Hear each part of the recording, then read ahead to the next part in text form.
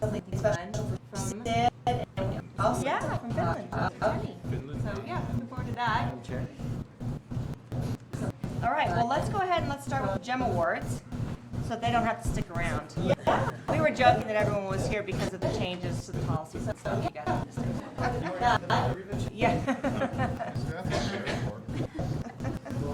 All right, well, let's go ahead and let's start with the GEM Awards, so they don't have to stick around. And we're all going to take turns. I'm supposed to sort of talk We were into the mic. joking that everyone was here because of the changes. And so we'll invite people up, and then and board members will read about it. Yeah. So I want to thank you for the background on the GEM Awards. Well, welcome to the GEM Awards. For about 4 years. My good friend Tammy, the executive director for the It's a foundation, great event. to join me in presenting. And we're all going to take your, I'm supposed to sort of talk to this mic here, feel a little like Bob Barker. And so we'll invite people up, and then each board member will read about the award winners.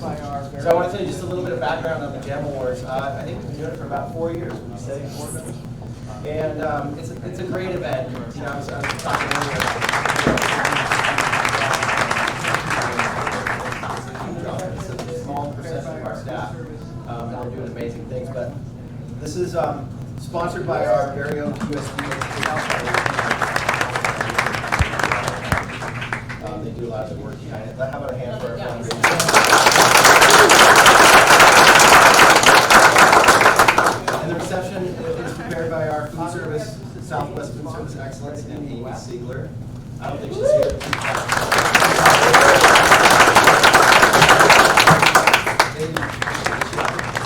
Oh, there. Let's make her laugh. She's like a friend. She comes in, drops off 20 leaves. And then we have some sustaining sponsors, Credit Union West. One Health Strategies. And Board Services. Our winners tonight will get a $50 gift card to Plaza Deli and $100 cash.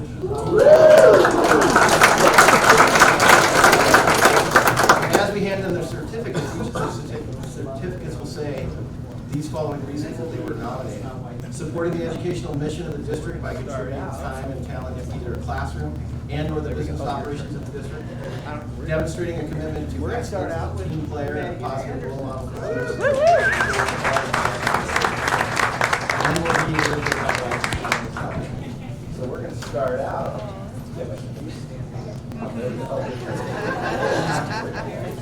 We're going to start out with Megan Anderson.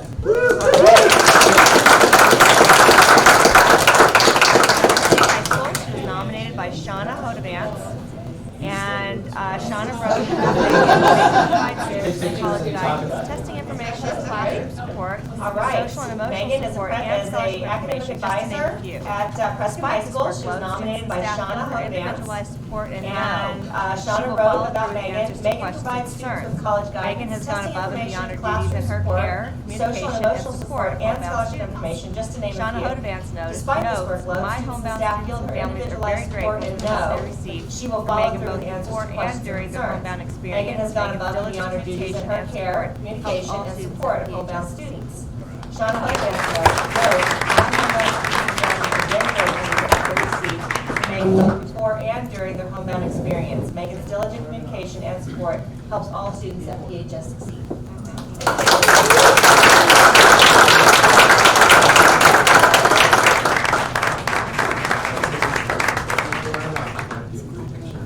In order for the curtain. We'll be famous tomorrow. You ready? Melissa Bates, come on up.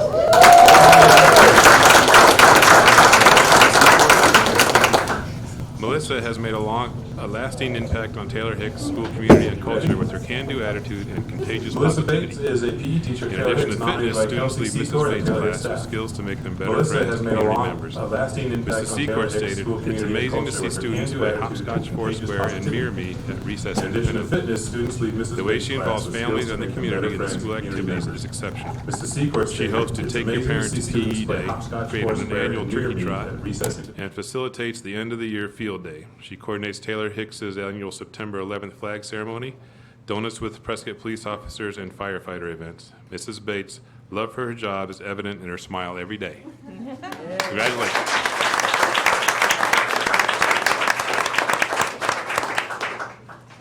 Next is Carolyn Farnsworth.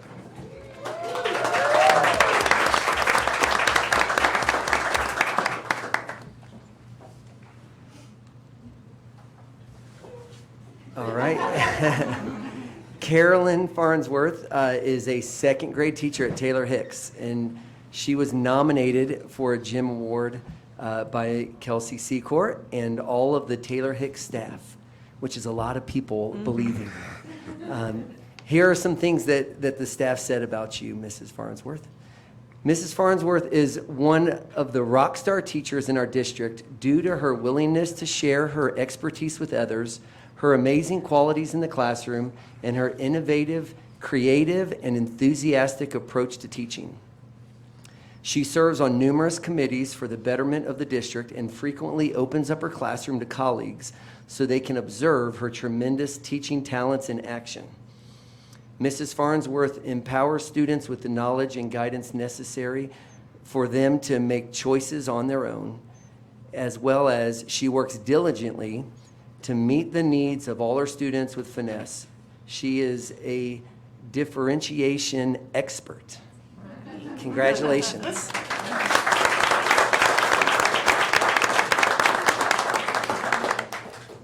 Next is Paul Beaumont. Right.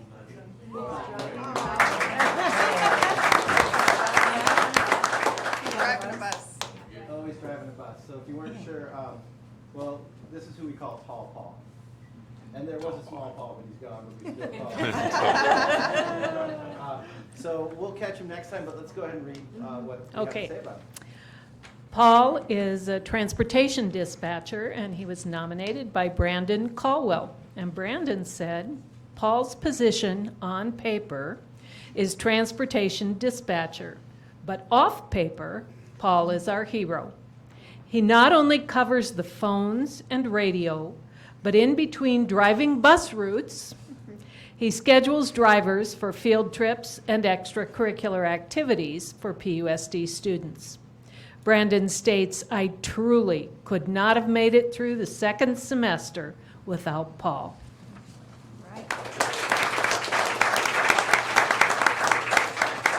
If he doesn't show up, you might see Tammy and I down at the Park Plaza tonight. You need to use the mic to pick up on that. Oh, you want me to lean into the mic? Or hold it. Next up, hold it. That's what they were telling you, sure. It's a new system. There you go. Next up, ladies and gentlemen, Marcy Boone.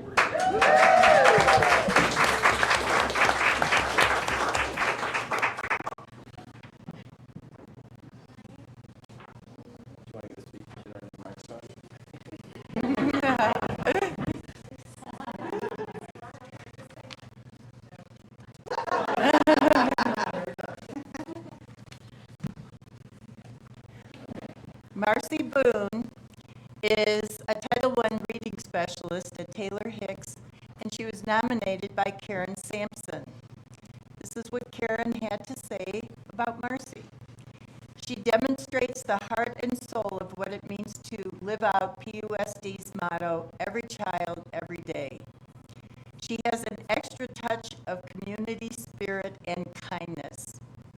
In addition to helping her students achieve their goals, she makes creative interventions and spends the time to celebrate every inch of students' growth with them. Marcy has undying support for her colleagues, which Karen has witnessed in 3 different schools. She goes above and beyond during state testing season. People see what loving your neighbor really looks like through her care, support, and finding the good to celebrate the entire Taylor Hicks family. Congratulations.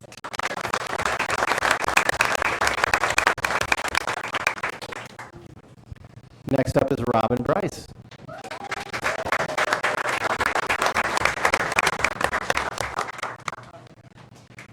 And you know what? I don't even probably really need to read this. I will, but I know everything that Robin does because I see her at the high school I'm at, she's there. So this is Robin Bryce, Prescott High School Media Technology teacher. She was nominated by Jennifer Woods. What's it say? Oh, I thought she had a little no. She was posing for close up. Oh, like our kids. That's what we would do. That's cute. Okay, every child, every day specifically relates to Robin Bryce. Actually, in her case, it should be every child, every day, evening, off campus, and always on video. She creates a differentiated learning experience for every student who enters her room. She finds their passion and figures out how that relates to the film/TV world and beyond. This year, the Boys and Girls Club Dancing for the Stars production was fully produced by her students, from the live stream to the camera work, lighting, and sound. These one-of-a-kind experiences for her students are monumental. Robin coined the phrase, earning and learning. Students are earning an income while learning skills for the industry. Passionate, creative, innovative, determined, and exciting are only a few of the characteristics that describe Robin Bryce, and PUSD is very fortunate to have her in our lives, and I agree.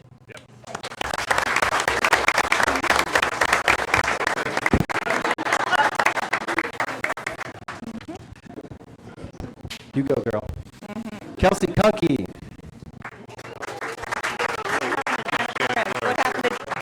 Joe? We'll come back to it. We'll come back to it. Okay. We missed one. Yeah, Janet?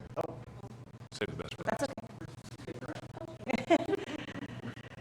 Kelsey was one of my students. That's how old I am. I remember when Kelsey was at Prescott High School. So she is a former Badger and stuck around and is an amazing teacher and for sure goes the extra mile.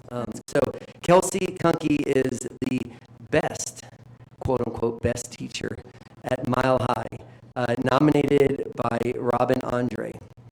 And so here's some things that are said of Kelsey Kunke. Kelsey teaches a variety of ability levels within her classroom. She goes above and beyond expectations through her research and methods to get and adapt materials that meet the needs of her students. She develops lessons that are interactive and engaging, using props and centers to keep learning hands-on. Her belief that relationships are important is evident as she strives to help her students become successful within the Mile High culture. Wanting her students to have real-world experience, Kelsey creates an opportunity for them to run the coffee cart. Once a week, her students visit each classroom, take coffee orders from teachers, and deliver coffee to them the next day. It was such a hit that they now offer tea, cider, hot chocolate, and biscottis. Wow. Kelsey always has a positive attitude no matter what and works well with everyone. We are blessed to know and have her with us. Congratulations.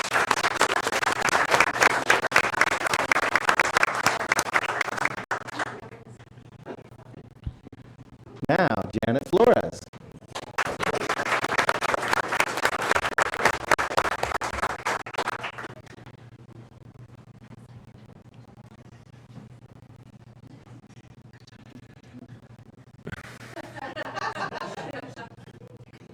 Janet is a PUSD psychologist, the best programs at Mile High, nominated by Rachel Covey. Here's what Rachel had to say. Janet is an advocate for special education students to be given the best education and services that meet their needs. She's a team player even when others have different opinions about the students. She guides colleagues through problem solving that will benefit each child's unique needs. She voluntarily helps colleagues at other sites with meetings, testings, and other needs. Her professionalism and support for colleagues is commendable. Congratulations.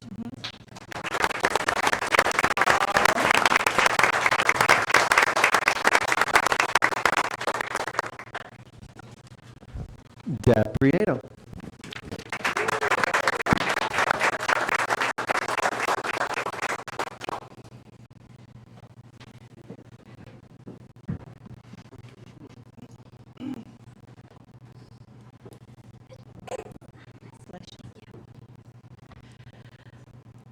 Deb works at the district office as our super volunteer coordinator. She was nominated by Marty Reed. Deb coordinates over 800 volunteers who provide immense support to our schools, teachers, and students. As As a retired principal, Deb understands the importance of volunteers in the success of our goals to educate children. Many volunteers are elderly and have never filled out online applications. Deb personally walks them through each step of the process in her office. She calls individuals who do not communicate through email, personally escorts new volunteers to school sites if they feel hesitant or unsure about their first visit. Her customer service skills are incredible. Deb is the ultimate team player and cheerfully agrees to do anything to help the district. From covering the reception desk to screening job applicants, Deb steps right up with a smile on her face and never a grouchy word. Her attitude serves as a role model and teaches us all how to behave in a team environment. We are so fortunate to have someone like Deb Prieto working for our district. She deserves the GEM Award and more.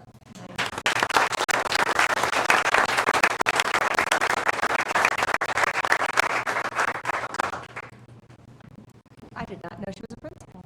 See, the things you learn. Look at the kind of people we get to hire, PUSD. Yeah. Unbelievable. Halftime, she does the work of three people. You might have thought these guys were security for the evening. They could do that too, trust me. Their actual title is the Facilities and Maintenance Guys. So Scott, Bill, Jerry, and Richard, come on up, please.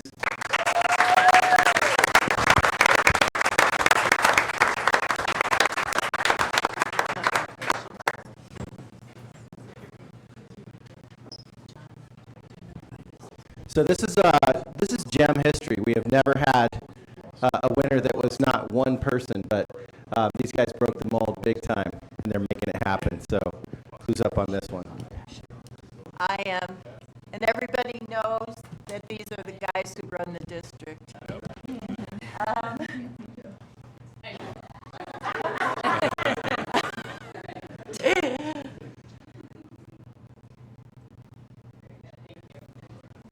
And they were nominated by Cheryl Blossel. And this is what she says. Co-workers that are not only professional but genuinely nice are two of the things that make many of us want to stick around PUSD.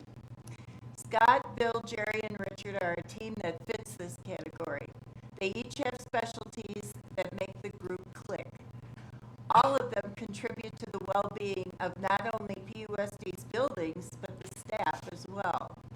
The group assisted Cheryl in the relocation of her office last summer. They installed new electrical outlets and a giant whiteboard in the new space.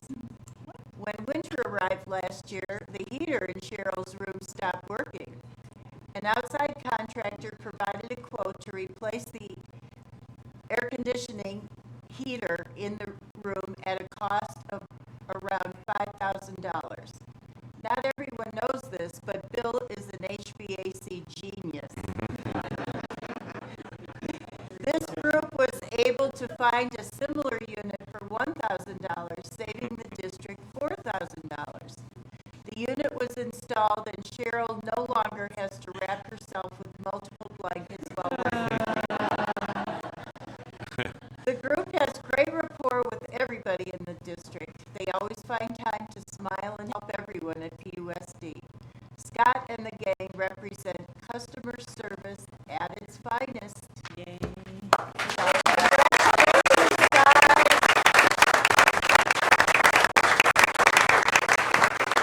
Can I have you guys go back to your security post for just 1 minute? Okay. Because here's the game plan. Well, first of all, let's give one more round of applause for all of these unbelievable GEM winners.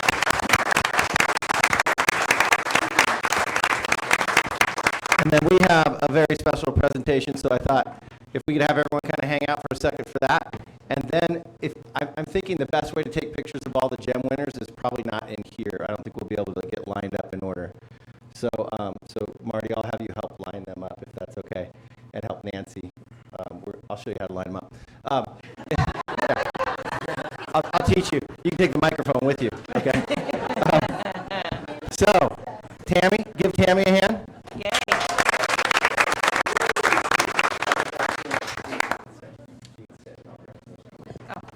And Tina Seeley, President Seeley, would you please join me?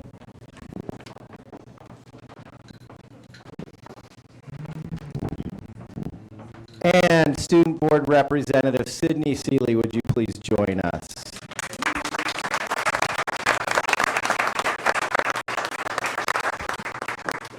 Can you believe it's been a year? Kind of, but no. So this is the tough part. These kids grow up and go away. She's going to West Point.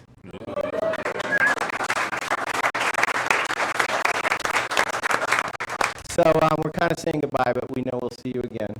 But we're saying thank you. So we have a beautiful plaque here for you that I want to read to you. It says, in recognition of Sydney Seeley for her willingness to serve as the PUSD Governing Board Student Representative, we very much appreciated the perspective you brought to our discussions, the intelligent inquiries, and the insightful suggestions. We thank you, Sydney, and we know you have a bright future ahead of you. We are proud to know you. Presented by the Governing Board and staff of PUSD, May 7th, 2019.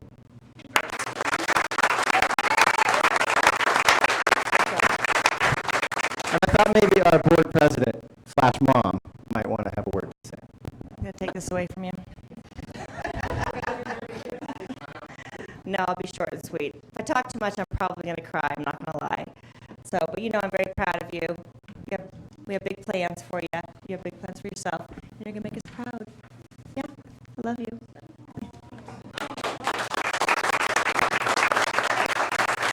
That's enough of that.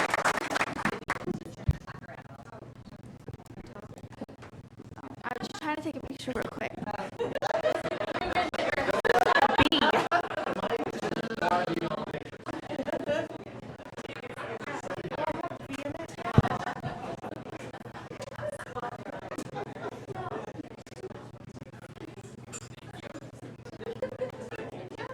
Oh, I can hold it now? Yeah, you can hold it. Now we won't get it back. I'd just like to thank all the board members and everyone that's kind of helped me through my journey. I've been in PUSC since kindergarten, so I've definitely grown up here and I've always felt welcome. So thank you everyone that I've crossed paths with, or even if I haven't, thank you.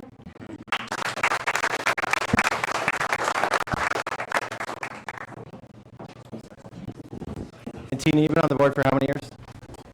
10. 10. So we watched Sydney grow up in the wings of the old district office boardroom, doing homework, For 10 years. pretending like she was happy to be there. You'd think she wouldn't want any part of this, right? I don't want to go to any more of those things. We are clear now.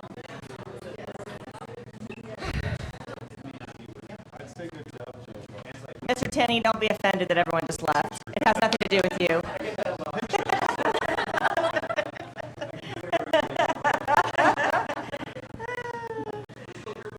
Yeah, we're here. We're here. Should we go ahead? All right. Okay, so again, thanks to all the gym people. Thank you, Sydney. And now we have Mr. Tenney is going to talk to us about his Fulbright Finland visit. I'll try to give the short version of this. I know you have a lot of presentations already, and so we'll go through it as quickly as I can. Okay. Feel free to stop me at any point and ask. Is this working? Yeah, it is. Feel free to stop me at any point and ask questions about things as we go through. Some of the things I'll share might seem a little counterintuitive. You'll hear that leads to good outcomes in education. So a lot of things that they do in Finland with their education system are very different than we do. And again, some of them seem like, well, of course, if we could do that, that would help our kids soar. But some of them you'll hear, like I say, and think, what the heck? That works? So it's just really intriguing, I think. I had the opportunity to go on a Fulbright grant to Finland here just a couple of months ago in early March. And yes, it is very cold in Finland in early March, as it turns out. And before I went, applied for the opportunity, was very fortunate to be selected among, I think there were 72 administrators nationwide who applied, and they sent 10 of us, so myself and 9 other assistant principals, assistant superintendents, and principals from across the United States. And we were asked to go with a broad question that we wanted to have answered. And the question that I posed for myself and in my application was, you can see here, how do they achieve such outstanding educational outcomes. And then if there was a subtext to that, it would be, how can I bring some of those things back to PUSD? And so at the very end of the presentation here, excuse me, hopefully in about 15 minutes, I'll wrap up, and I've got a slide that has 4 things that I recommend that we at PUSD at least give some consideration to. Okay, maybe we go, oh, this is me. Very good. Okay, so I mentioned that I was able to go. We had a Finnish foreign exchange student that lived with our family last year, and so that was some of my initial exposure to Finnish culture. I'll go through these fairly quickly. These are some of the folks that I went with. Okay, so you're probably familiar with the fact that Finland is well known for their educational outcomes. They have some of the best in the world. There's multiple measures of that, but probably the best well known and most widely accepted is this PISA assessment that's done every 3 years with high school students from about 150 countries across the United States to find out how are kids learning in various countries. How do kids in Brazil learn? How well do kids in Canada learn? How well do kids in Finland learn? And the top 3 bullet points, reading, math, and science literacy, are areas in which they've assessed for decades. The last 3 are areas in which they've produced results just the last few years. And you can probably guess some of the countries that have consistently come out on toward the top of the list in terms of student outcomes with reading and science and math literacy. Japan's right up there toward the top always. In the top 10, these countries are always there. South Korea, Singapore, Hong Kong, just as you can imagine. And Finland's always up there as well, and has been for many years. And you are probably familiar with geography enough to know that Finland is not in Asia, and all those other countries are. That's just one of the things that's very different about them. Something else that's different, you can see I haven't bolded at the bottom. Well, a couple of things. The boys achieve at far greater paces than young ladies do in those other Asian countries, and have their gender equity gap is narrowing over the last few times, but traditionally boys fly in science and math and reading in Japan and in South Korea, and girls at a lesser rate. In Finland, for years, there's been a lot of equity between both boys and girls, which is a positive thing, of course.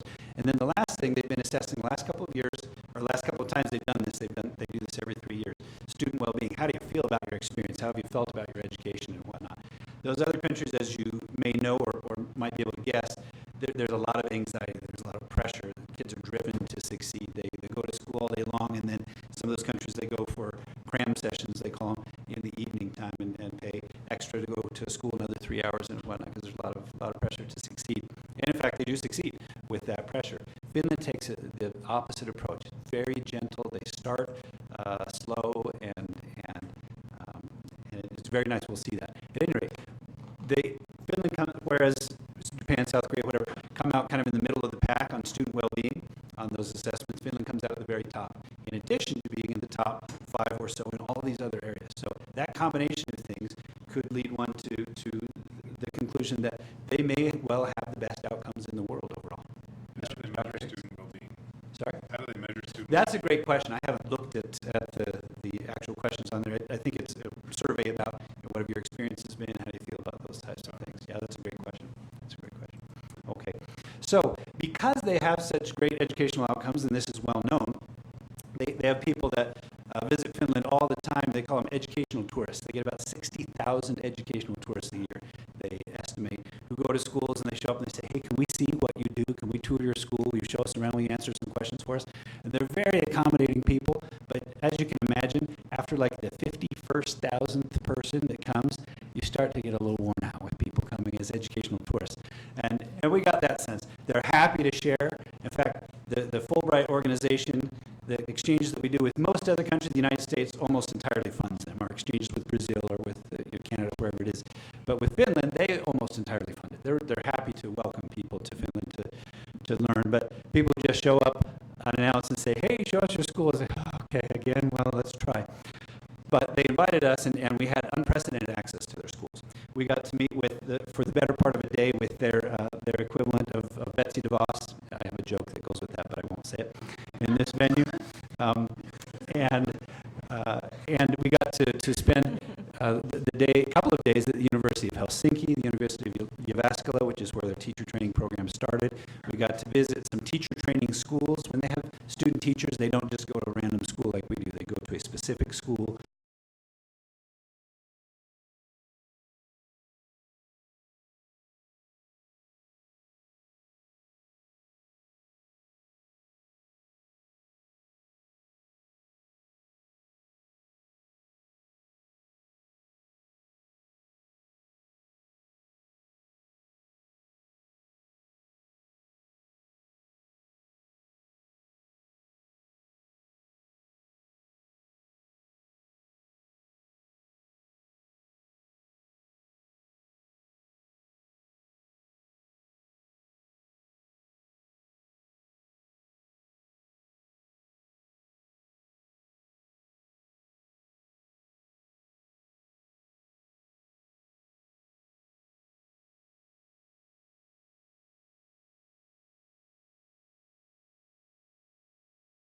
It's 30 to 40% taxation. Then healthcare and education and whatnot are all free from there. From age 2 up to about age 16, everybody's taught together, and there's not much differentiation. There's no such thing as honors classes or tracking or some of the things that we're really big on in schools in the States. But at age 16, it's kind of the mother of all tracking. They say, okay, are you going to go into vocational education track or a more academic track where you're preparing for university? We'll talk more about that. So I mentioned just a moment ago, student well-being is really what they're all about. That's one of the reasons they score so high. They really care about happy, well-adjusted children, and they feel that it's the duty of the entire society to make that happen. If Tina Seeley has kids, we expect Tina Seeley's going to raise great kids, and in fact she does. That's fantastic. But there are some people that don't have the capacity that Tina Seeley has, and they recognize that as a society, and so they say, hey, we're all in, they literally are all in it together. They cooperate to raise great kids. Schools are a huge part of that, of course. There's a really relaxed atmosphere in the school. Every kid calls the teachers and the principal by their first names. That's kind of an interesting thing that we certainly do not do here. There's welfare teams at every school that consists of experts in each of the areas to support student social health and physical health and emotional health in addition to their academic success. Lots of breaks throughout the day. We'll talk about that a little bit more. During the breaks, they have things set up for kids to do. They go about, at the high school, 75 minutes on and then 15 minutes off. Mr. Golgoski knows if we took 15 minutes off at the high school between classes, we would have a lot of follow-up to do on student behaviors. But they have things for kids to do in between. They have foosball tables and ping pong tables, and one of the schools I went to is kind of a music magnet school, electric guitars and drum sets and video game consoles and televisions and things like that, set up all around in different lounges around the school. So between class, yeah, go relax. Absolutely. You just spent 75 minutes doing calculus, for Pete's sake. Don't hustle in 6 minutes and go do physics. Sit down for 15 minutes, relax with your friends, or take a break for an hour. It's more like a junior college format in terms of here's the schedule set out, and then you come when you want to. You want to start at 8 in the morning, great. You want to start at 10 in the morning, that's fine. You want to take Wednesday off, that works. You'll go longer on Thursday, that type of thing. A lot of student choice that way. Younger kids are always at the elementary level, 45 minutes on, 15 minutes off. And the 15 minutes off, they just toss them out in the snow. They have huge lost and founds, that's what I was told, as you could probably imagine. Okay. They do have smaller class sizes, as you might guess, with the success they have, but they're not substantially smaller than we have here in PUSD. In our elementary schools, 24 is maybe a typical class size, 24, 25. They have about 22. Not a lot smaller. Enough smaller to make a difference, but not a lot smaller. In our middle school grades, we might have 29. They would have about 24. And in our high school classes, 32 is not atypical. Their 27 is about typical. So not substantially different, but again, enough difference to make a difference in terms of the class sizes. Schools are small as well. If we took Prescott High School and plunked it down in Finland, which has about 5.5 million people, by the way, and they have roughly the same number of school children as we have here in Arizona, just a few less. So there's some good comparisons that can be made. Prescott High School would be the largest school in all of Finland at 1,300 kids. Most of their schools are in the 200 to 500 range, and so every teacher pretty much knows every kid. The administrators know them, the kids know each other.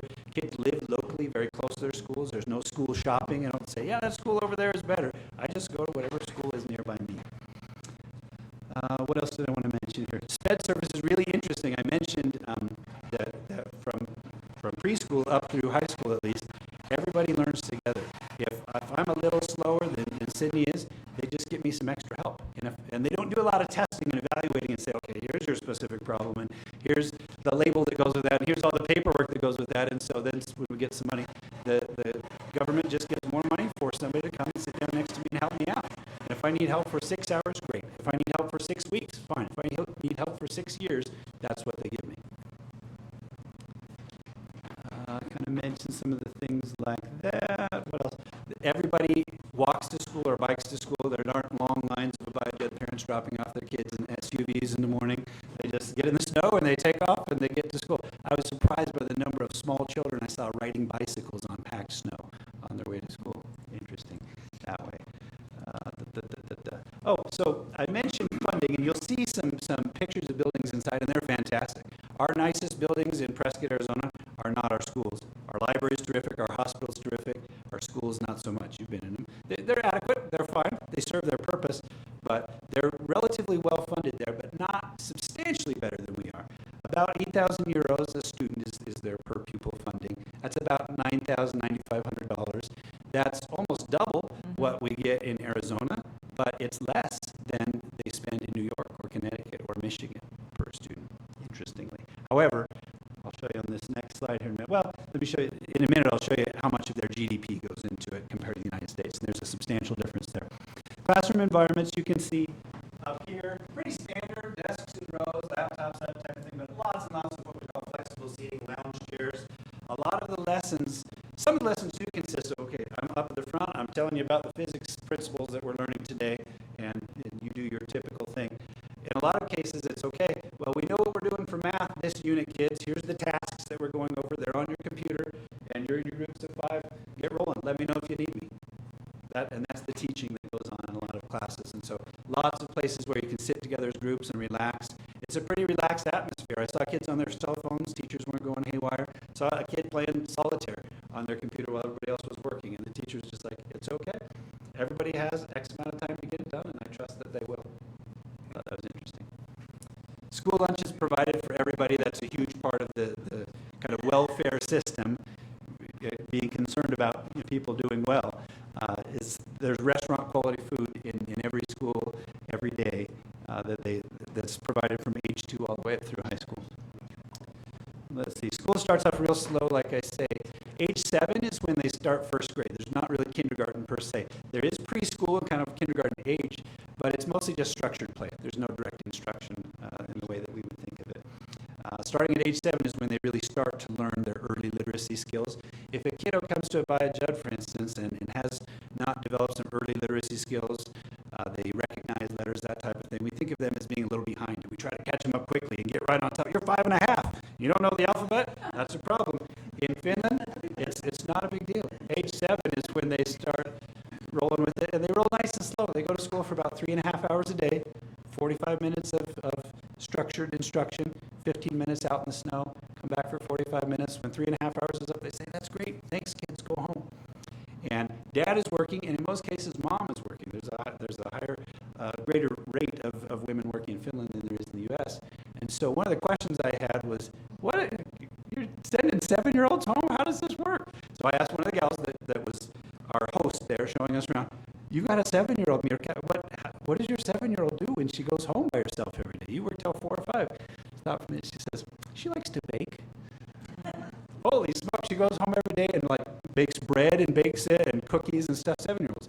A lot of trust and a lot of responsibility given to kids from an early age. And that's not just in their education system, but throughout society. What else? The national education system does not do what our Department of Education in Arizona does, which is say, here's all the standards you got to follow them. Here's recommended curriculum. Here's the money. Report back to us how every bit of money is used, how you did all these things. They say, here's some general goals. Here's the money to do it. Good luck. No reporting back. Again, that seems counterintuitive, very different than the way we do it, but it leads to terrific outcomes for them. So the standards and curriculum, all those decisions are made on essentially their district, but they do it by municipalities. They don't have districts, but they're district level. We would decide what are our standards, what are our curriculum, how do we do this. They've given us adequate money, let's do it. So I heard the word Finland a ton while I was there, of course. I heard the word teacher a bunch. I heard the word snow more than I wanted to.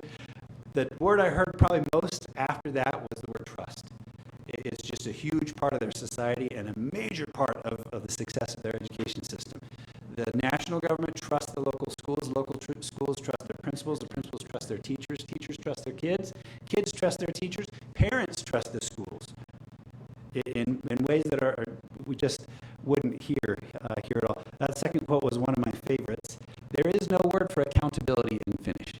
Accountability is what is left over when responsibility has been subtracted. So here's what you're supposed to do. Do it. Nothing else to it. You don't have to report back to us. We hired you for a reason. Go after it. Wow. I thought that was interesting. There is no teacher evaluation of any kind. I spend a good share of my time. In fact, this week, about half my time is scheduled with teacher evaluations. Here's your score. Here's what I checked, and here's what I didn't check, and let's have. There's a lot of supportive teachers. Hey, you know what, Mrs. Reed, I saw this across the hall. This is awesome. Have you tried this? I love what you just did. Do you mind if I share that with somebody else? That type of thing is you'll see that throughout schools a lot. But yep, here's your score. You're a 7 on this, you're a 10 on this, you're a 5 on this, and we're going to make this in triplicate, and you sign it, and I sign it, put it in a file, whatever. It's just not a thing at all. And there's no standardized assessment at all of kids at any point. When they go to university, there's a battery of tests to say, okay, how well prepared are you and where are you eligible to go? But there's no standardized testing of any kind. They don't. They do, of course, do assessments in class. How well are you learning math? Great. Oh, you got that down? You don't have this down? Let's circle back around. So lots of assessment, formal assessment, informal assessment, formative assessment, summative assessment, but no standardized tests to say this class is learning better than this class or this kid than this kid, this school than that school. None of that. It's not a thing. Interestingly, with all kids learning together, their achievement gap between the highest, our Sydney Seeleys and our kids who really struggle, it's like this. A little bit like their society in terms of their economics as well. There aren't super rich people, there aren't super poor people. It's like this, and it happens in their education as well. Generally speaking, certainly through their middle school education, there's no, again, tracking. Your honors course here and our remedial courses, nope, we're all learning the same thing. And even into high school, there's really nothing on the way that we do things. Boy, we've got 3 different levels of U.S. history at Prescott High School. And if you're a sophomore, you could be in any one of 5 different math classes. And we've got something for everybody. People demand it. And it works out well in some ways. They do the opposite. Nope, we're all learning the same thing. And they come out, again, tops in the world. Interesting. Mentioned the tracking thing once you turn 16. Student self-evaluation is a huge part of what they do. That was one of the recommendations as we did our accreditation recently, and I saw that in practice in Finland. There was a math class that I was in, I'll try to go quickly, I'm sorry. Math class that I was in where there were kids working on some pretty high-level math, something that was beyond me. And there's a group of kids, and there was one girl, she was tracking on a spreadsheet this concept, I rate myself on blue, this concept in green, I'm blue on this, and anything from like red all the way up to blue. And it was pretty clear that some of the things she was doing were pretty challenging. And I thought to myself, boy, if this were Prescott High School and we were telling kids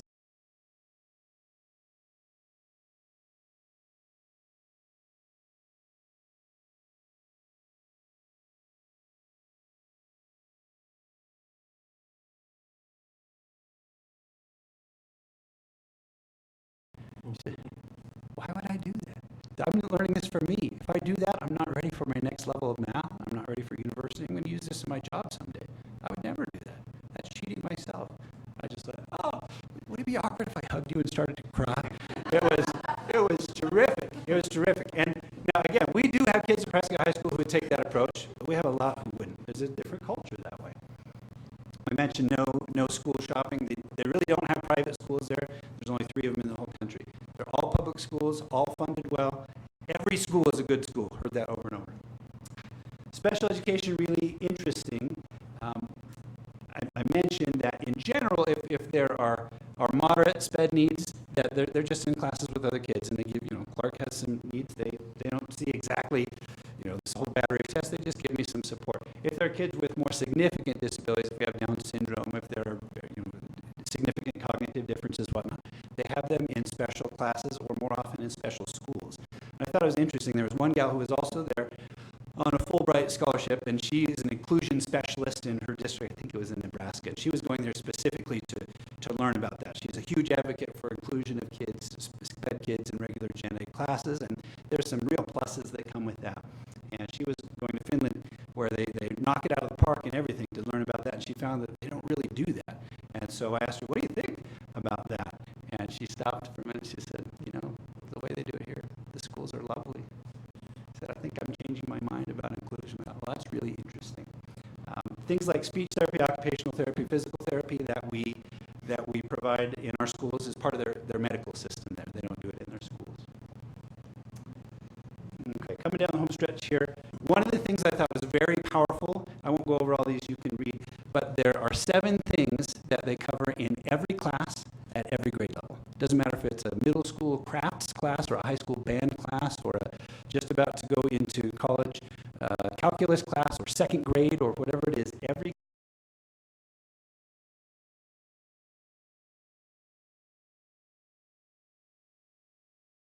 what I'm going to do is talk to my kids about building a sustainable future and how we interact with the world and what it means to take care of the world. I'm going to talk to them about the use of technology, and I'm going to have goals and projects set around managing daily life and taking care of myself, things like that. And it's the same in like I say, high school algebra.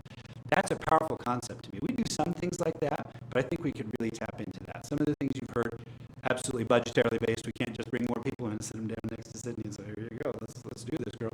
But we could say, these 5 things in PUSD are critical, and we do them every grade, every subject, all the way through. We could do that. Being a teacher in Finland, there's a high bar. A lot of people want to do it. You can probably see at the bottom bullet point, you know the kind of teacher turnover, that we have here in Arizona particularly. That's not the case in Finland. If I start as a teacher, the chances are 80%. I'm going to go through my entire career. I'm going to be Diane Ryan and be there for 40 years and do a great job.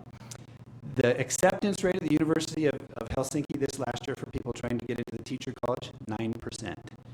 So if you didn't make it into the teacher college, they say, I'm really sorry. I said, maybe you want to do something less challenging. You want to become a doctor. Something like that. Honestly, they counsel people who can't make it into the teacher college to go into law or to go into medicine or things like that if they're top folks. Every teacher has to have a master's degree from preschool all the way up. And that's one of the reasons they can trust teachers to knock it out of the park, is because they're well trained and very selective about who they get there for sure. They had us go into a sauna and then jump into the Baltic Sea. I recommend against it. Okay, this is my last slide. So what do they do, and how could we do this in PUSD? Once again, some things you just have to have a lot more money than we have. We can't do it. And some things, boy, we'd have to have a different culture. I'd love, just one real quick 20-second anecdote. One of the teachers or principals I talk to, I get lots of parent concerns and complaints that I field regularly. Mr. Galgaski does, I know as well. I asked the parent, or the teacher, how many parent complaints have you gotten in the 4 years you've been principal at this school? And he started calculating his head. 3 in 4 years. 3 parent concerns expressed in 4 years. 2 of them were that too much homework was being given. Homework is not a thing there. At most, 45 minutes an hour of homework a night on the high school level, and none at levels below that. And there's a teacher giving out what these 2 parents thought was too much homework. They called and he said, yeah, you're right. The other was a teacher who was using inappropriate language. He said, yeah, you're right. That was it in 4 years. So there's a totally different thing societally. That would be great, but we can't change that tomorrow. People call me up tomorrow and say, Mr. Tenney, I want to express a concern. I'm not going to say, well, sorry, we don't do that anymore. Goodbye. Right? So there's some things we can't do, but there are some things we can do. And here's 4 recommendations I have. One is those transversal competencies. I think at least at each school, each principal ought to get with their teachers and say, what do we stand for? What do we want every kid to hear over and over and over, regardless of the subject, regardless of the grade level? I think that could be powerful. The second one is something that we've already started to do in PUSD, and that's take additional time for breaks between classes, potentially with recesses and whatnot, and then during classes as well. We've trained teachers on the concept of brain breaks and what the research does to support how that increases student learning. I'm confident we could get more intentional about that, and that would boost student learning and that well-being that we're talking about as well. Building trust, talking about that, seeing what that means, being intentional about the things that it takes, and we've got a good foothold on that in our district. I'm confident. I know that that's the case. And then the last one again is student well-being, and there's things that we could do with supporting time between classes and having limits on homework and talking to everybody who will listen about limiting standardized testing, things like that. Those are things I think we could do. Any questions? And I'll be quiet and sit down. Great. Yes, ma'am. Yeah. I listened to your presentation twice, and maybe I forgot something you said. Maybe it was the first time, or maybe you didn't mention it. Okay. You know, that you talk about them teaching the whole child. Does that include anything about social, emotional, subject area. Right, great question, great question. Yeah, great question. We were not part of any schools where I observed a specific class in interpersonal relations, whatever it was. But they have multiple counselors at the school who do academics, and they have additional counselors who are there just for social and emotional. So I think PUSD is kind of cutting edge that way, that we've got somebody at least at each school that supports that in the cases at least where we need to triage. They have that for every kid at school, multiple people who are there. And some of those transversal competencies that I kind of glossed over speak specifically to that. So in every class, there's intentional things that are taught to kids that they participate in that help support those things. Great question. Are they year-round? They're not. That's another really interesting. There's so much more I can say, and I won't. But we go out 180 days. They do about 190. That compares to those Asian countries I was talking about, averaging about 220 to 230 a year. So substantially more school in those other places where they also achieve great student outcomes. Anything else? Great. Thank you so much for your attention. Thanks for letting me present.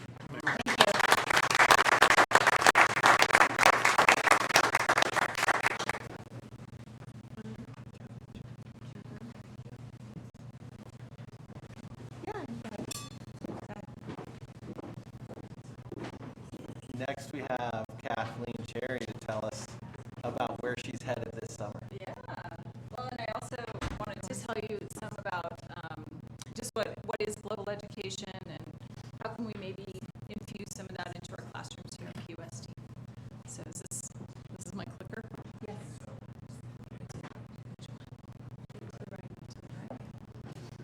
Okay, so this is a year-long professional development fellowship.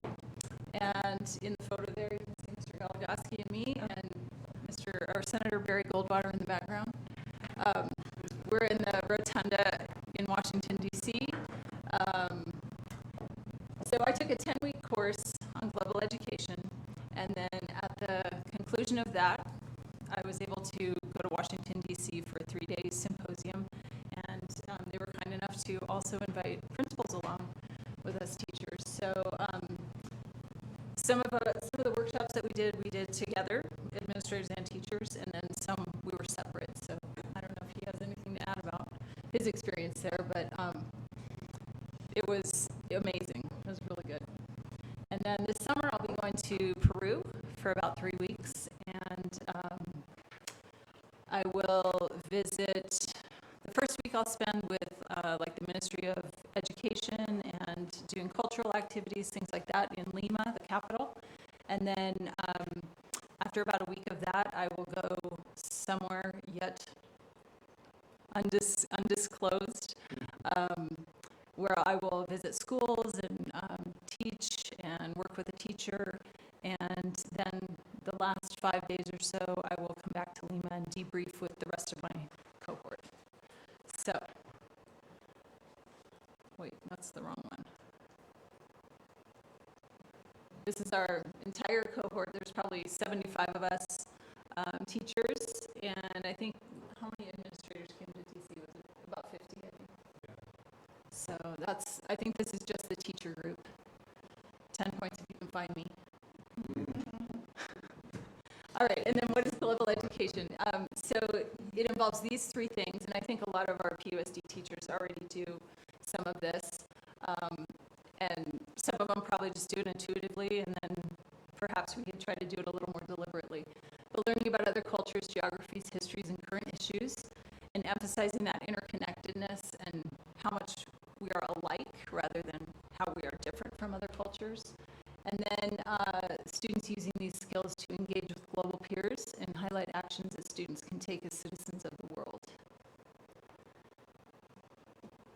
And then these are the 4 global competencies, and I have rubrics and all kinds of things that I'm happy to share to help teachers understand what does this look like in a classroom. But I think a lot of teachers already investigate the world. I mean, that's pretty standard in many of our curricula. Examine diverse perspectives, so trying to incorporate more than just, say, a textbook in a classroom, but trying to incorporate different things. One of the things I did for that this fall while I was in the class is we listened to a slam poet from West Africa, and the kids just loved it. By the end of the poem, they were all, doing the refrain and stuff. It was great. Communicate ideas, I think a lot of our teachers do this, our English teachers naturally do this, language teachers do it. And then take action, and I want to highlight Diane Ryan, who you also mentioned. Her straws presentation, if you saw that last week, that's a perfect example of how you can take action, where she's trying to not only educate her own students, but have them go out into the world and educate other people about an issue that is critical. And then these United Nations Sustainable Development Goals, these were a big focus of our class. These are goals that the United Nations has set for all countries, not just developing nations, but all countries. I know it's a little bit difficult to read, but there are things like number 4 is quality education, which, as everyone in this room knows, that's a big issue here in our state. Let's see, number 10, reduced inequalities. Number 14, life below water, which and climate action, those had to do with Diane's presentation on plastics in the ocean and things like that. So these are goals that we can all work toward as a planet. And then this is my last slide for tonight. I have more, but I know that we're kind of pressed for time. And I've already highlighted a lot of this. And like Clark mentioned, when I go to Peru, I'm supposed to go with kind of a focus in mind so that I'm not overwhelmed by everything that I'm seeing there. But because I'm a language teacher, I wanted to focus on language. So my guiding questions as I visit schools and learn about their education system is what opportunities exist for bilingual education, what languages are taught. Peru has a nationally controlled, I guess, educational system. So unlike Finland, the national government lays down the law, this is what you'll teach, this is what you'll do, and one of the things they have to teach is English. But they have a huge shortage of teachers who know English. So a lot of the schools, they go, oh, we need somebody to teach English. How about you, Mr. Howard? Mr. Howard says, I don't know English. Okay, check, we got an English teacher. I mean, so a lot of that goes on. And then our indigenous languages taught elsewhere. There are a lot of different indigenous peoples still living in Peru who were not completely decimated by the conquest. So I'm curious if those languages are taught elsewhere. And if I end up somewhere high in the mountains, definitely be interacting with indigenous peoples. So, and then when I return, I will finish my Global Education Guide, which is a website, essentially, which will have resources and all kinds of things that I can share with PUSD and anybody else who is interested. So, and I'll also have a travel blog on there that I'll be posting from if I have internet. When do you come back? I'll be gone about mid-June to mid-July. So like September for in-service workshop or something like that. Yeah, that'd be awesome. I'd love to. So, any questions for me? No. Have fun. Thank you. Yeah. When I went to Finland, there were 2 or 3 people associated with the Fulbright organization. You're that guy from the same school as the education grant teacher. That's in Arizona. What are you guys doing? That's right. Yeah. This is rare indeed. It's not just, oh, they're throwing these out like candy at all. The fact that Kathleen was chosen for this and then was kind enough to recommend this to me, and it really makes PUSD very, very unique. And again, kind of known at least nationwide for the time being. Well, and even when I showed up in DC, some of the Fulbright people were like, "Oh, you're the one whose assistant principal's going to Finland." I mean, they knew all about me and they were very excited. So That's awesome. Way to represent. Yeah.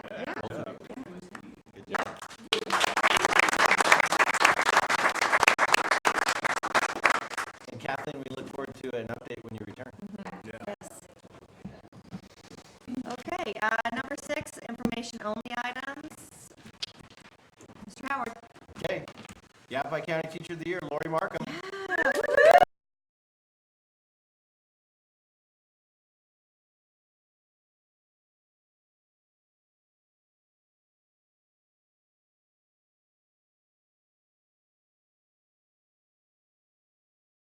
Seven years ago, so a couple of you were here. We wrapped up the meeting really quick because we smelled smoke and we went and watched the birdcage burn down 7 years ago. Oh, yeah, that's right. 1 year ago, the Washington School District Office grand opening occurred, and we had our chamber ribbon cutting. That was a year ago at the May meeting, so we've been here for a year. It was also Red for Ed, our second budget in 1 year, and Sydney was just a junior. So it's a great memory, and I very much like where we've come in a year. Got new board and lots of different things going on. We're going to look at an evaluation tonight, and we've been moving forward. Very proud of our district. Girls tennis made it all the way to the state semifinals. Nice. And they lost right there, but they had a great season. PHS girls track, #2 in the state, brought home the silver. Is that right, Mr. G? All right, and then the 4x8 girls won the state title. Yeah. Yeah. Sweet. That's awesome. And For those girls. beyond that, I have one date for you, because there's something every night. But graduation is on May 24th. 17 days. Yes. 17 days, Just in gotta case go, you're right? counting. Prom is this weekend. And it will be live streamed, by the way. Oh, cool. Good. When was the Mile Highs on the Wednesday? Mile Highs is 2 days before 2 that, I days think? before. Yeah. 22nd. Yep. We'll get you the All the invite deets.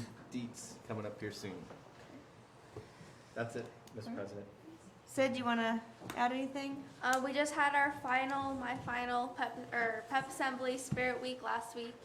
It all went really well. Just got to dress up as my mom, my little West Point mom shirt for Spirit Day, and a little hat.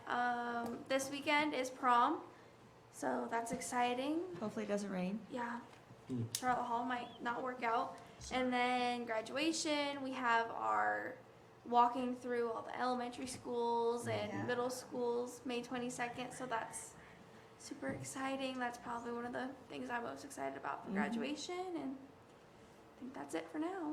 We have Top Gun Friday after school. If anyone is interested in watching boys, not the boys volleyball team, but boys play volleyball, and probably short shorts and tank tops. I don't know why you'd want to watch that, but I'll be there.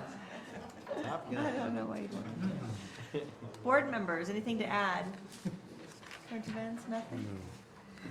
Okay, moving on to the consent agenda. Is there anything on there? We're going to revisit a lot of that, I think, next year in detail, right? Because a lot of these are on their A lot last of those year. are on their fourth or fifth years, or fifth to fifth years, yep. So, Got it? rock out. I All think I right. got my Somebody's rocking out. stuff answered. I would just like to say thank you for the extra effort that goes into making application to the School Facilities Board to pay for some of these things. It's not just a gimme, and I know you put effort into that, and it's nice to see it pay back, so thank you.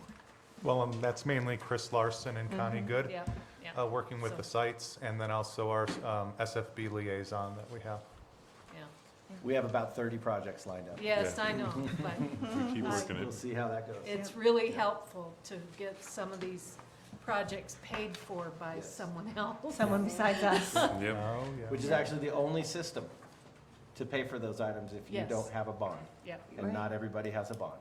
Yep. We've been there. All right, I'm looking for a motion. Madam President, I'd like to make a motion, we approve the consent agenda as presented. Second. It's been moved and seconded that we accept the consent agenda as presented. All those in favor, please signify by saying aye. Aye. Aye. All opposed? Motion carries 4-0.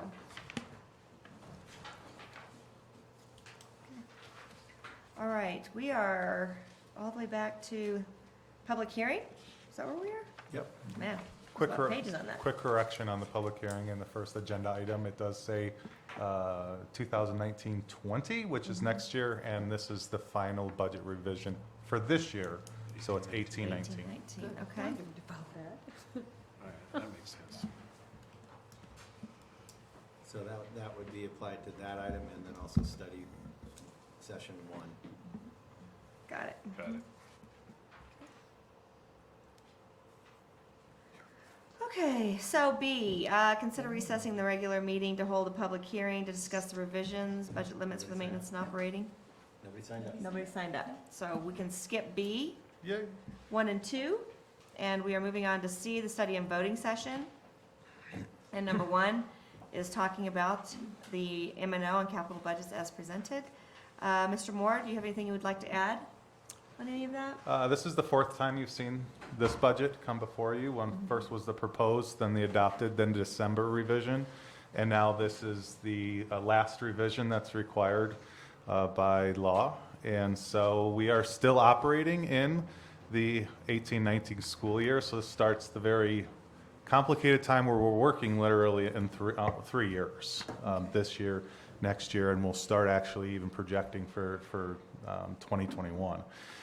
So just a little comparison to what the adopted budget versus this, it is about 900,000 less, and we addressed most of that when it came to our December's budget revision due to the drop in our annual daily membership. Let's just see, in this budget revision, we are standing at about 1.4 million in carry forward, which is good because that's the reason December's budget revision wasn't a huge major thing, because our student decrease was covered through that carry forward, and we didn't have to look at staffing mid-year, so we want to make sure that we're continuing to have that carry forward going forward. So other than that, fourth time seeing it, and I'll take any questions that you might have on the budget that is put in front of you. Does anybody have any questions for Brian? Okay, looking for a motion. And don't forget to change the dates. Yes. Madam President, I'll make a motion that we approve the revisions to the 2018-2019 budget limits for the maintenance and operations and capital budgets as presented. Second. Okay, it's been moved and seconded that we approve the revisions to the 2018-19 budget limits for the maintenance and operations and capital budgets as presented. All in favor, please signify by saying aye. Aye. All opposed? Motion carries 5-0. Okay, moving on to number 2. Nurse placement salary schedule. Who wants to talk to us about that again? Let's kick it off. This is Or the Joe? last employee group that we have not done an industry standard comparison and brought up to competitive rates. And we maybe waited a bit too long, so we're excited to bring this, and Mr. Moore did some work on it, so if you want to talk about the details of it. Well, and actually, most of the work was done by Krista Simmons. Hi, Krista. Wave. And so like Mr. Howard said, this is the last group, and we were actually planning on doing this next year, and it turned out that we had a little bit of a comparison to our neighboring districts and possibilities of some staff members that, for reasons mostly, financial. Supply and demand. It's supply and Yeah. demand. There are ends with the capacity to go and make 3 times as much as they're making in the schools, and so they need to, if they're wanting to work with kids and be in a school capacity, we need to make sure that we're competitive. And so, Krista, we were going to have multiple vacancies, and it really drove us looking at it now, and then modifying the contracts that we had put forward. And so with your consideration, this is a competitive salary schedule that with education, it's a 3% increase in columns, and then years of experience, it's a 2% going down. And our new nurses and also existing nurses would be placed on the salary schedule. Do you have a sense of, if approved, how it would affect our retention? We can already Is it state speculation, or that, is it Yeah, no, we ran it by folks. yes, and to see if it positive, would change positive minds. response? yes. Okay. And so from a retention standpoint, even just doing this now, going into next year, we might not have retained some that we possibly could have, good nurses. Like all of our schedules, it is placement only now, so it's stepless. So it's not that you move down each year. That happens when the board approves a raise. So it's just only for that initial placement. This is our last schedule, I mean. It is. Yeah. Yep. Is it? Yep. And just like the other schedules, In like 3 years. big yeah, work. our existing nurses would be looked at where they would fall within the schedule, like we've done with all of the last 2 years' worth of placement schedules. And then, once again, if adopted, a new nurse would come on this schedule. But we would make sure any existing nurses aren't leapfrogged. Right, exactly. And depending what happens at the state level, if we continue to follow our proactive budgeting plan and we figure out a raise each year or a raise of inflation, it should keep all of these salary schedules healthy. So hopefully we don't get back in that boat again where we freeze everything. Okay. Okay.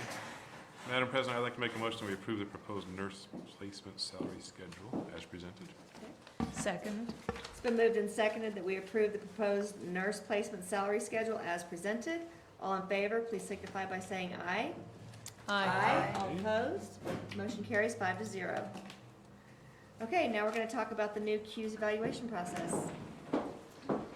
Yes, and unfortunately, we are not Finland, and we do have to I was have a gonna say, teacher we shouldn't- evaluation we're tool. not supposed to do this. Sorry, Clark. That's the first thing I thought. However, I think you're going to be impressed with this tool that we're presenting today. It provides more of a growth mindset for our teachers. It's an opportunity to set goals and to improve on skills. And I think that you'll be impressed with what we have to present to you today. And we have members of our committee to present. We have Adam Neely, Kelly Bradstreet, Kelsey Secor, and Jeanette Bray, our new incoming assistant principal at Mile High. All right. So they've prepared a little presentation for you.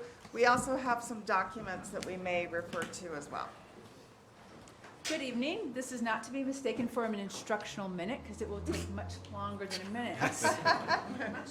The PUSD Teacher Evaluation Committee is excited to present the results of our work on reviewing and selecting for adoption a new evaluation tool for teachers that aligns with our PUSD vision, priorities, and initiatives. The members of our committee, we try to get a very committee, stakeholders, we have teachers, administrators, a school psychologist, instructional coach, district administration. We had a ghost member who never showed up, and that Brian Moore. Stop, maybe I mentioned that. That might inform his evaluation. But it was really nice to have all these different perspectives, especially the teachers there. That was really crucial for us because they reminded us of what's important to them. So I look at it, we evaluation instruments. So our last evaluation tool actually adopted in 2012. It's been years. And a lot has changed within our district and within the state as far as new state standards and expectations. So we wanted to make sure that we were doing and putting forward the best product that we could. And best practice always asks you to continue to look at the work that you're doing to make sure that it's relevant. One of the things that we knew walking in is that our current evaluation is based on Charlotte Danielson's teaching framework, and it did not include necessarily all of the components from classroom instruction that works. That as a district we've said, this is our platform, this is our instructional framework, and what we want every teacher to be doing. So we were really wanting something that really closely matched what we were saying as a district was important.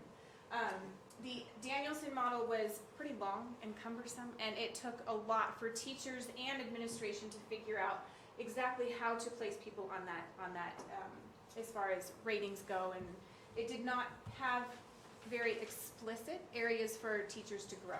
So we were looking for something that wasn't as abstract, it was very concrete, and teachers could read it and go, okay, I have a very clear idea of what I need to do in order to grow and improve and continue to progress with their craft. So that's why. Thanks for not saying who ran that evaluation process. That was Mr. Howell. And I showed up to each of those meetings. All right, it was time.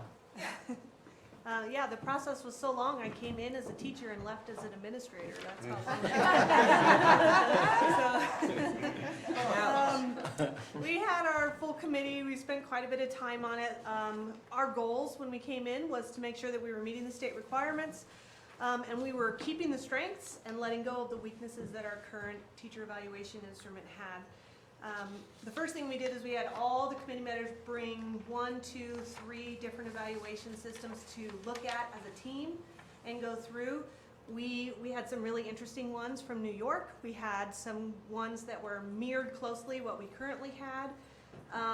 But overall, I think what we came down to is that the McCrell's Cues tool was the one that more closely aligned with our goals, what we wanted to do.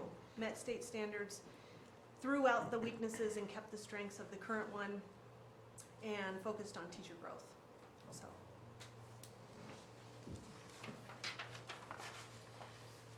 So as a committee, the evaluation that we named on was the Cues evaluation tool. And Cues stands for content, understanding, environment, and support. So there's lots of different components within there. But what we liked the most about it is it really aligned with both balanced leadership and classroom instruction that works. It used the same verbiage, the same terminology, and it was very clear. We had taken our walkthrough form and had tried to make that work with both Danielson's model and with incorporating classroom instruction that works. But what we found is that with Cues, it had everything right in one package, and we were able to easily align that to what we needed. It also was a really great growth tool for teachers. So again, it explicitly said, here's what I can do to improve my practice and actually continue to grow with their teaching skills. So it does have a lot of those very familiar elements, and best teaching practices are best teaching practices. But it used the same terminology and the same language that we were using with classroom instruction that works and balanced leadership from McCrell. And it also meets all of the state requirements for teacher evaluation, which have changed a couple times in the last 2 years, but it does definitely meet all of those requirements. All right, and so what we needed to do at this point, with this being a teacher growth tool, the missing piece was how are we going to go through and make sure we meet the state's requirements. And so what we did was we went through and we digitized it so that the evaluator can actually go through the process and do what's expected by state law of scoring. We went through and we created a walkthrough document, which you will see in the packet that you guys have, and in fact everything I'm going to mention it should be in front of you as we go through here. So you have an example of the actual digital version of the Cues. You have deeper in, and I'll show you a little more in a second, some of the scoring. The walkthrough example, which is something that I know we're going to be adding into this document. We went through and we developed professional responsibilities to include in this because again, it was very focused on teacher practice, and so that was something that we felt we needed to make sure we included, so that is a piece that's in here. We wanted to make sure that this really connected well with the goal process. I think for years teachers have felt there's a bit of a disconnect between that, and so we've tried to realign those things. And so you'll notice, and we'll talk a little bit about a self-evaluation and how that connects to teacher goals and how that's going to work. We also have a little cheat sheet in there called the Cues Reference for Teaching, which I think is going to be a really valuable, powerful piece for teachers to simplify what we're looking at and make it easier for them. We obviously created the rationale for why we want this, and we went through and talked about the potential for an alternative evaluation process, which will happen not this upcoming year, but the year after. But we've gone through and kind of run through what we think that'll look like and how that'll work. And so you guys should see something like this, and I'm actually going to show you a little example just so we can go through and see what this thing looks like in a digital form. And yours looks a little different than what I'm showing you right here. So what you guys see is you have the blank version, and then what you'll see from me is you see a lot of checked boxes there, right?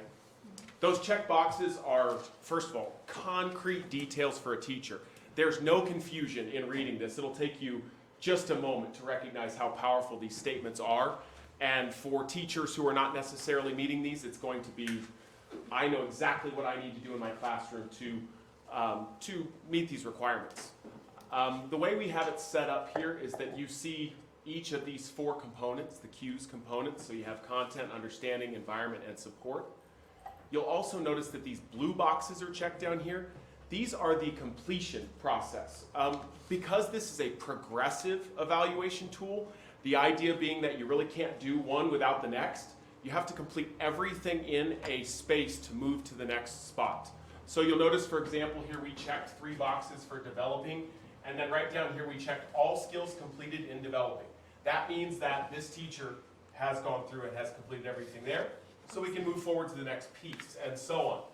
I went through and just plugged in a random assignment because I wanted you guys to be able to see what it does. And so yours is blank, mine has this information, but you'll notice if I scroll, we have different requirements from each one. By the way, here's a really good example to show you. Do you notice that this box right here, uses knowledge of student misconceptions, is not checked? Well, this person has yet to complete everything in the proficient category for this, so in turn, they are just sitting in this developing category. Now, what a great way to get a teacher to recognize what to work on. They can come back to their administrator and say, oh, well, I use knowledge of student misconceptions like this. We can place that information here in the examples observed, and then we can check that box and go through and give them credit for completion. I think the most powerful piece to this whole thing, you guys, is the summary rating form. And this is the thing that the teacher walks away with, knowing exactly the areas where they are extremely successful and areas where they have, room for growth. And again, we want this to be about teacher growth. Every teacher in this process should come out with areas of growth, and that's exactly what we want to happen. So you'll see here that I have this plugged in, and you'll notice that it kind of created a bar graph for them. And so it can show this teacher, without any conversation of scoring, the areas that they want to work on, and they can go back and look at those concrete details and adjust. And just to give you an example, let's say that somebody completed something further, so I'll just move somebody over here and complete it. What you'll notice now is that now this person, instead of sitting in accomplished, they have moved all the way to distinguished in that category. One more piece here is that all connects to a final scoring form. And so on this, you have an explanation of how we're scored, the whole breakdown. You'll notice there's points calculated in here. Well, those were from my check boxes. So I checked those boxes. Now we have this score that's showing up. If I scroll down a little bit, what you're going to see is we have, at the moment this is showing as ineffective. Well, that's because 33% of teacher evaluation in the state of Arizona is related to goals. So again, what a great connection here. I know what I need to work on. I'm going to attach those to my goals. If I complete those goals, the administrator would just check these boxes. And you notice how we shifted up, and now it's showing this teacher as effective. By the way, one thing that I failed to mention that I think is really important, and then you guys can help me with anything I may have missed here, is that we went through and tested this over and over and over again to try and get that perfect scale to meet the needs of teachers.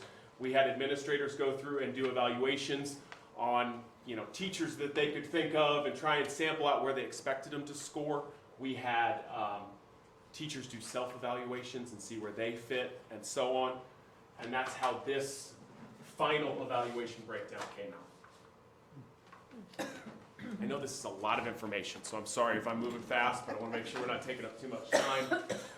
By the way, the self-evaluation version looks just the same, except it's got a little blue at the top, and it'll give you a summary rating form, and it'll also connect you directly to your goals as a teacher. So, I believe I hit everything. You So guys, what else? could you show them one of the rubrics? Just go back to a rubric really quick. You got Something that is very different about this evaluation tool is if you look in the distinguished area, and you can see it on your own paper here, but it says models for and assist others in aligning instruction with the adopted curriculum and performance standards. This particular distinguished category is to ask teachers to be role models, to ask them to be mentors. That's how they get to be distinguished. So they'll really start to quickly recognize that they cannot be a role model, a mentor in every single area of the evaluation tool. That's not an area they'll live in. It's an area they'll visit, which is kind of the expression we used before. But that's to get, make them leaders, really, to have them start to use their expertise and help others. And that's very different in this evaluation tool.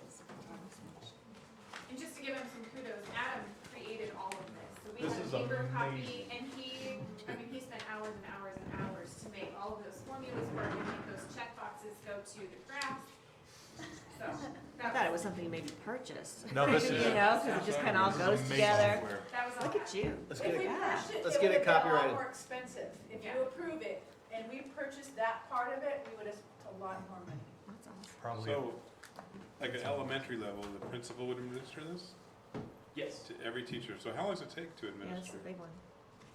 Well, that's a really good question, and I think that's going to be a challenge. We expect to take about half as much time as the previous one. How long was the old one must have been? This is a the book? lot, and it's a lot less. Because it still seems like a lot. How- I mean, how they're long- It still adorable. seems like a Like lot, how but I long think per it's going to be teacher a. with the old one. There's different pieces of it throughout the year. Total, I would guess I probably spent 4 hours with a teacher just on the instrument itself in addition to the observation. But then, so you do it, it's all online then, and it tallies the score at the end. And that's Yes, what and makes that's a savings piece there, is that Yeah, it's huge. electronic. So you can be sitting in the classroom with your laptop, doing an Yeah. observation and starting to work through it. But the score changes. I mean, you just evaluate once a year, or we kind of change throughout the year? Or? Yeah, I mean, it depends. I mean, obviously, we have some teachers who would be twice if they're somebody who is 3 years or under. But otherwise, it would be once. But again, I think the self-evaluation creates an opportunity for conversation between the administrator and the teacher, and to say, even though you may not have observed this in my classroom, well, I can show you, Kelsey, that I do this with this evidence, and then we can build from there. And again, if it's not something, well, then I set it as a goal for an area, and I get to come work with a coach and go through and work on that area, which I think is a powerful piece too. And it should be a collaborative document that is worked on throughout the year. So when you are Right. having those post-observation conversations with teachers, you're talking about all of this at the same time. And walkthroughs are frequent. Yes. So there's a document here that has the kind of yellow highlighting, and it's aligned with this tool, with, particularly in the understanding portion of the tool. So principals do walkthroughs frequently, and we'll be collecting evidence during the year. I think as a teacher, that was the most important, because in understanding, there's about 13 things, and there's no way in 2 lessons a year to hit all 13 instructional strategies. It would be counterproductive of each other. So to have it be a working document, having the walkthroughs participate, and have it be living throughout the year and building on itself gives an accurate evaluation. At least 3 intentional observations in a class a year is Right, that's what I was wondering. And for newer teachers, they're having. There are also a number of the items in here that are never going to be observable in the classroom. How do you gather that information? Is that through visits with the teacher, or? It has to be through that collaborative process. Because you're right, there are things that you cannot see. And you'll see a little indicator, it's the @ symbol, and that means that is observable in the classroom. So if you see that @ symbol, that means you could look for that during the observation. Okay, super, thank you. So the timeline, if our tool is adopted by all of you, we hope to do a preview of this tool for teachers so they get an idea that this is coming next year and this is what it looks like. The idea would be to have them go through a self-evaluation just preliminarily, like, oh, what would this be like? And then the week of July 25th, we are going to have all of our principals, our instructional coaches for part of that, our assistant principals, and we're going to be training them in the tool. So the company will come out and train them in how to use the tool. We'll do some norming with each other so that we're all on the same page and we know what it all looks like. And then in August, we will roll this tool out to our teachers. We will be very explicit. We will be very deliberate about what our expectations are, what each of these things mean. So we'll use the training that we get in July and we will apply it to the teachers in the training. And I'm sure that will be ongoing because I doubt we'll teach them everything they need to know in one rollout, so we will be ongoing. Something that's really exciting is that in our September in-service, we are going to be offering a menu of things that will come from the evaluation tool that they may want to grow in. And so our workshops will be based off of the evaluation tool on the areas that they're like, ooh, I need to know more about this. So we're excited about that, and we see that as an ongoing format for our in-service days. I was going to ask, for an individual school, can the administration see, a summary of all the teachers or a collection? Do you know what I mean? Can they? Yeah, no. You could do this. Sorry, yeah. Draft that? No. I think that would be something we absolutely could do. I mean, it all would be connecting each one of those pieces. So, I mean, each one of the self-evaluation piece. So We did talk about that in the committee, but we haven't developed that yet. But certainly, we think that we could do that so that you could look at trends across the school to say, okay, this is an area where we're really strong, and this is an area where we need to improve. So let's do some professional development around that. We haven't developed it yet, but we hope to be able to do that. You got time tonight? Yeah. Adam? If anybody could do that. With your That's awesome. teachers who were on the committee, were there specific areas that they were especially excited about or pleased about, or on the other hand, things that made them a little nervous? They were really excited about the growth portion of it. They loved how concrete it was, so they would know very specifically. Our current tool can be ambiguous, and they don't always know. They would often ask us, what does this mean exactly? Okay. But this is very, very concrete, so they were excited about that part. They were excited about it being something they had a little bit more partnership with, that it's not something being done to them, but something that they're doing in collaboration. They're like coming up with that together. So I think they love the growth aspect of it. I don't know what didn't you like? The only thing, well, you go first, Bernie. No, go ahead. I mean, the only thing that because I'm very type A and I wanted to be in the right-hand column all the way all the time, the only thing that bothered me was that the mentorship to be highly developing. You know, there's no way to really be a mentor in all of those areas. But the more I worked with it, the more I realized that was sort of a benefit. So you can pick what you're really good at and move over to that column and let the developing column be good enough for all of the other things, because you can prioritize what you're focusing on. So initially that was something that I was like, but one more time, that was okay. I think something that they really liked, but they were also a little nervous about, was the understanding component, which is really aligned to our instructional framework, classroom instruction that works. And they wanted to be held accountable to classroom instruction that works. We've been teaching them. It's proven to be a successful program. It's based on research. So they like classroom instruction that works, but they've never been held accountable to it.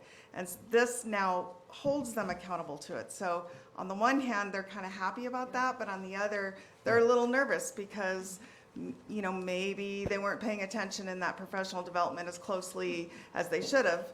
Now, like Kelly said, they will have an opportunity in September to go back and kind of refresh and look through it and make sure that they do understand what that means. They really like the progressive nature of it.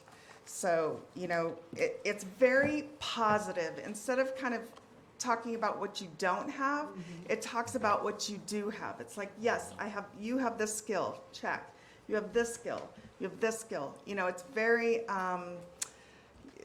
it's more positive, I would say. Would you guys agree about that?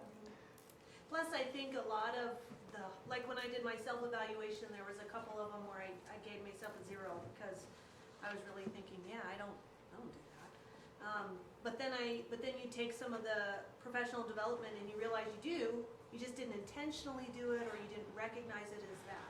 So I think there's going to be a lot of that worry appeased as soon as they remind themselves what it really is and what it looks like in their content and how that actually comes out. So. I think teachers also really appreciated the digital component, because if you notice, there was lots of tabs on the bottom. It's okay. Everything was within one document. They didn't have to continually search for all of the different documents. We didn't have to search for all of them. Everything was kind of in one place where it all related to each other. Thank you. You've got me excited. This is fantastic. I know. Clark was on the committee. I'm kind of excited. Take it to a whole new level. The old one that Joe did was in the developing column. This is in the distinguished column. Just throwing it out Wait, there. you know, We it had can. all contact each other like, have you seen a copy of this? Can you send it to me again? Yeah.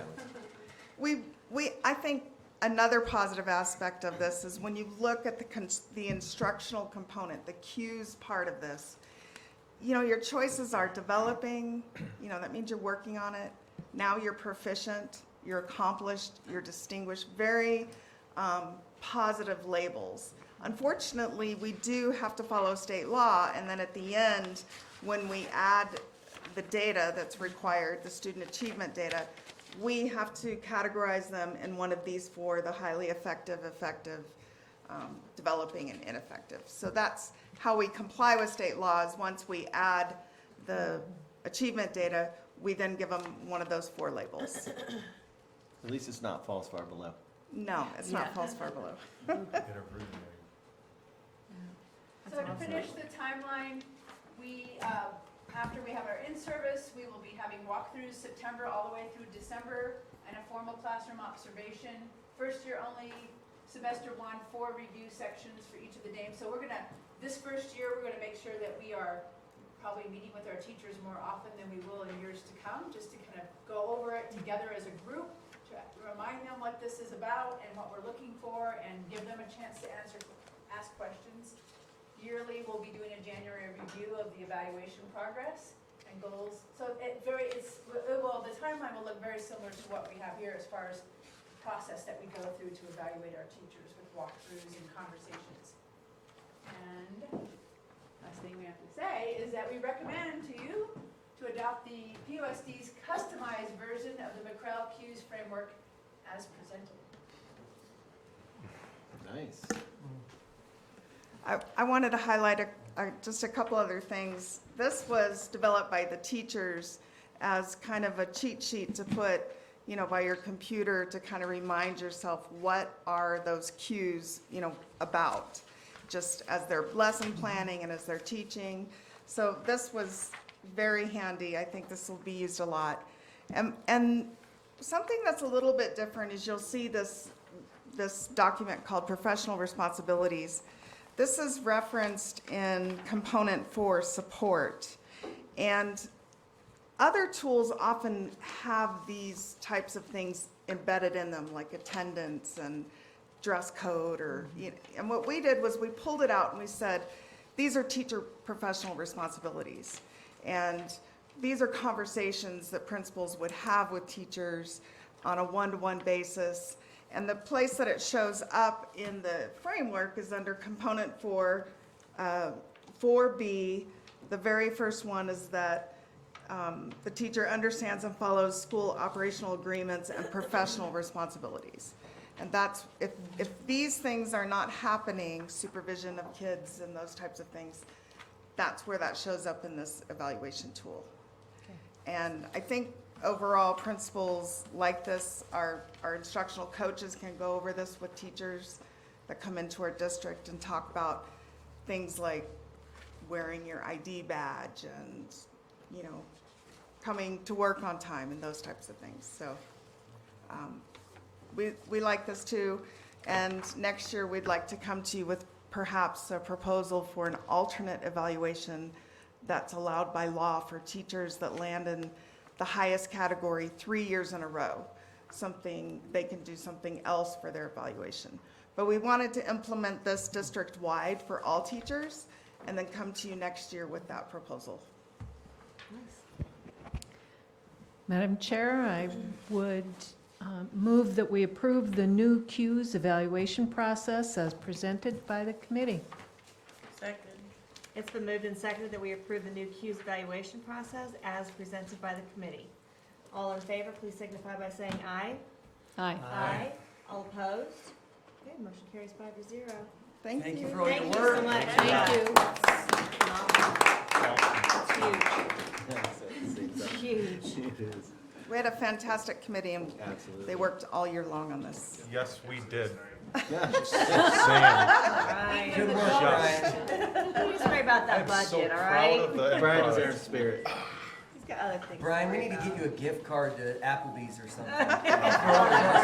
For this evaluation tool. Mr. Neely for saving us all that money. Yes. I know Google Sheets, and you have no idea how incredible this is. I mean, this is I'm always amazing. amazed by stuff like this. Right. I tell you all the time. Yeah?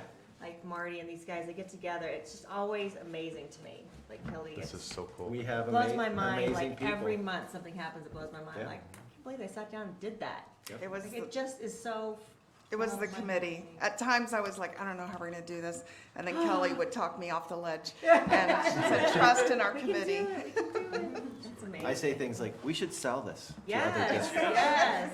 Now, this one was from the Can't crowd, wait. but we have lots of things that these people create that blow your mind. I know. And we could sell to other districts, I think. Let's do it. Okay, number 4, an out-of-state travel request. Strayer, come on up. 14 to Something fun. nationals. Yay. So it's the same spiel as the last 13 years. Pass. So they're traveling out of state to San Antonio, 14 students. I'm going as a parent chaperone, and my replacement, Michael Brown, will be going as the new advisor, new business management teacher. And he was, when he was in high school, the state president of VICA, which is now Skills USA. So he gets it, he knows all about it. And he went to state, so he gets that. So we have all the funding covered. It's gonna be around $22,000 to $23,000. And it's all covered from either CTED monies, grant monies, half of it's from FBLA accounts and parent contributions. And so chaperone advisor responsibilities, the parents have to get their kids down to the airport. We take over responsibility at that point, and then we drop them off at the airport, and when we see their parents, responsibility ends. So, questions? Is it always in San Antonio? No, they That's what I thought. rotate cities. Over the last 13 years, we've been to Disneyland twice, Baltimore, Chicago, Atlanta, you name it, we've been there. So they rotate. Ov- First over time those- in San Antonio. Over those 13 years, what's the largest number of kids you This think? is it. This is the Largest number. Yes. Awesome. And we do now have a state officer going. All right. So, yeah, we have a state officer at Prescott High School now. We haven't had Wow. one of those since 2012. Congratulations. Thank you. It was a good year. Good kids. Yeah. Great, okay. Have a motion? I make a motion that the board approves, the expenditure for how many kids? 14 students. Just read number 4, as it's, if you'll just read it, it's already done for you. Oh. It's ready for you. okay. I consider which one is this? Oh, an out-of-state. We approve an out-of-state travel request from Lori Dreyer, Prescott High School Future Business Leaders of America Advisor, to take FBLA students from Prescott High School to San Antonio, Texas, to attend and compete in the FBLA National Competition to be held June 27th through July 3rd, 2019, as presented. I'll second. Okay, it's been moved and seconded that we approve an out-of-state travel request from Lori Dreyer, Prescott High School Future Business Leaders of America, FBLA Advisor, to take FBLA students from Prescott High School to San Antonio, Texas, to attend and compete in the FBLA National Competition to be held June 27th through July 3rd, 2019, as presented. All in favor, please signify by saying aye. Aye. Aye. All opposed? Okay, motion carries 5-0. Good Thank luck. you. Thank you. Yeah. Okay, number 5. Joe, do you want to talk about this? You want me to? Well, what I can say is each year this comes our way, and the second document there, it's typically the same. The second document are ASBA's recommended focus for the year. Our board often reiterates those or supports those, and whatever you decide, Sarah will send to them. So, there's also the third document there. Shows you can give up to 5 priorities, and then you can also have additional items for consideration. So typically what our board has always done in the past is supported what ASBA recommended, and then maybe had one or two additional recommendations. But if you see that second document, it's a little bit blurry, but adequately and equitably fund district schools to at least the national median for public funding. That's always on there. That's been on there for 10 years since I've Right. been here. They're kind of like a work in progress. And what happens is, for the two of you that are new, so if we put something on here and then we go to the conference in, when is this one, August? September? September. September. If there's things that you want to add, then you go and we have delegates that go and vote, and then you have to have a certain number of people from the delegation, which is every single school district in Arizona, sends a delegate and an alternate delegate. So then they vote on it. If you have enough support, then they'll add it to their, Working list. yeah. But I haven't seen it happen, so we usually just go with the flow on this. You'll see a lot of the really small or very small rural districts try to get things on there. A lot of our, like the Navajo reservation will try to put things on here because they have special needs that arise that are different than ours. And so they want to draw attention to that. But for the most part, these have remained the same for 10 and a half years that I've been here. So. Yeah. Well, and it looks like that first one, if They're we're going huge. for the national median, I think we maybe moved up 1 or 2 spots, so we could probably keep that one. Yes. Improve outcomes for all students is the second one. Preserve and strengthen local control. Require public accountability for taxpayer dollars spent on education. That's a newer one. That one's That has to newer. do with charter schools. I That bet has you. to do with charter schools. Uh-huh. Yeah, so those are Good the one. 4 that they've Yeah. recommended. So does anybody have anything they want to add to that, to bring up? I didn't. No, I don't either. They're very broad. Yeah. They're very broad. Okay. All right. So, So you need a motion. reviewing the current. Just to reaffirm. confirming. Well, we're not picking the top 5 priorities, so we're just, We're affirming I think we're just accepting theirs. ASBA's 2019 political agenda. Mm-hmm, yep. Yeah. We're not, yeah, because we're not doing our own top 5 priorities, because probably those would be at least top 4. So then, I'll make a motion, Madam President, that we approve ASBA's 2019 political agenda to be considered by the Legislative Committee over the summer and approved at the Delegate Assembly in September. Because that's what they approve them all, so. Yeah, yeah. Have a second? And I'll second. It's been moved and seconded, as Dr. Hicks stated. All in favor, please signify by saying aye. Aye. All opposed? Okay, motion passes 5-0. We can't be Finland, so. I know. It's the best we can do. This is the best we can Close as we do. can get today. It's gotta be a new motto. Let's see. We're not Okay, Finland. information and We're not bad, but we're not Finland. We're not So Finland. we've got a first read there on the changes that we need to make to our evaluation policy based on what was just presented to you and also updating state law. Okay, so that was first read, there's nothing that we need to do with that until we come back in June. And we have the school board summary budget report for our review, again, That's presented. as presented. Thank Okay, meeting dates. We have a special meeting, executive session, on May 24th at noon here to talk about Mr. Howard's contract and evaluation. Do we have a new form for So that yet? we're gonna get a form early, I think?